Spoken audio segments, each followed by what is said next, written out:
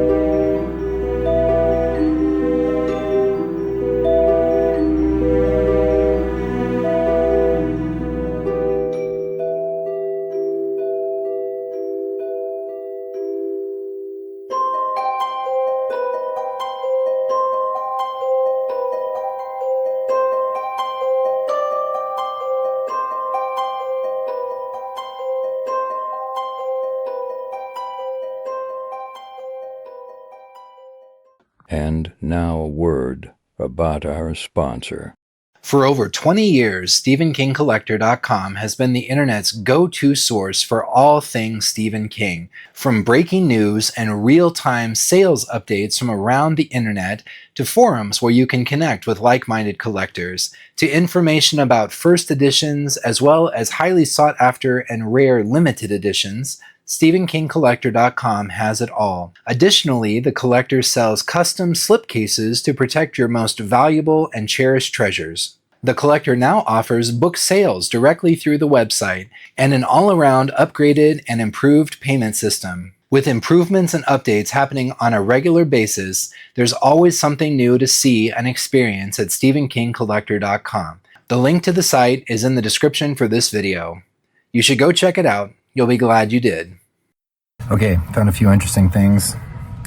The first thing is this paperback of The Stand. I can tell just by the artwork that this is the original cut of The Stand.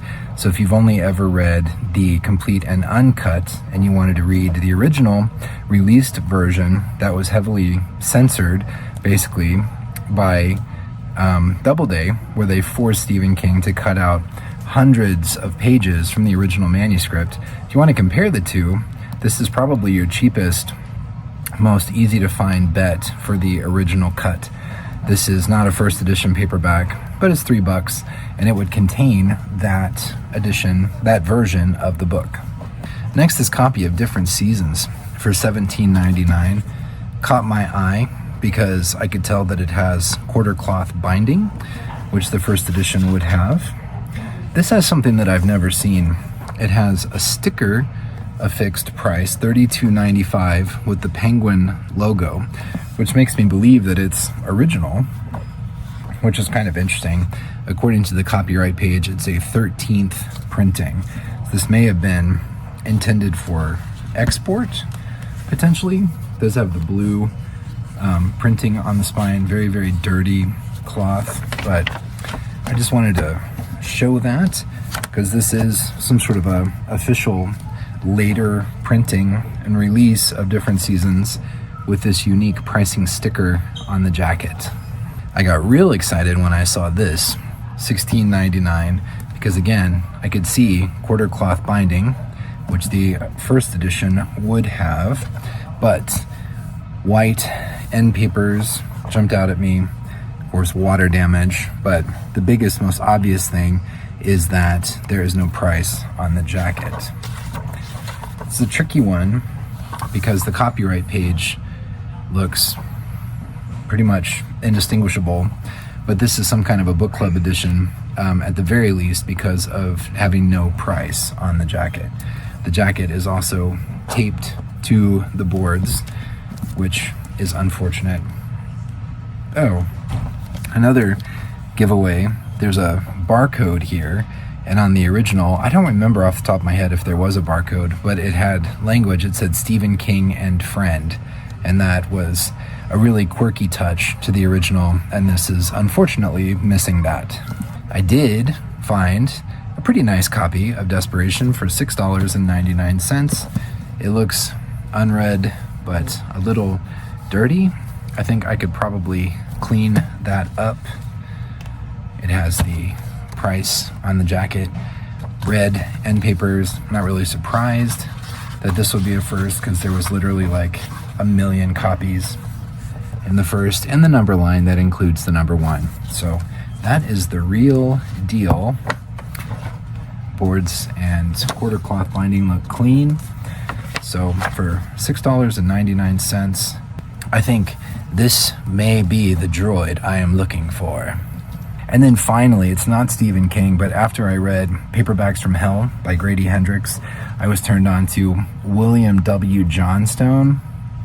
And there's a couple of William W. Johnstone paperbacks here today, $10 a piece. I think the aftermarket for his stuff has really, really gone up because of Paperbacks from Hell. So thanks to Grady Hendrix, it's now harder to find these, and when you do, they're more expensive. I've read a couple of his titles, and they are absolutely cuckoo bonkers.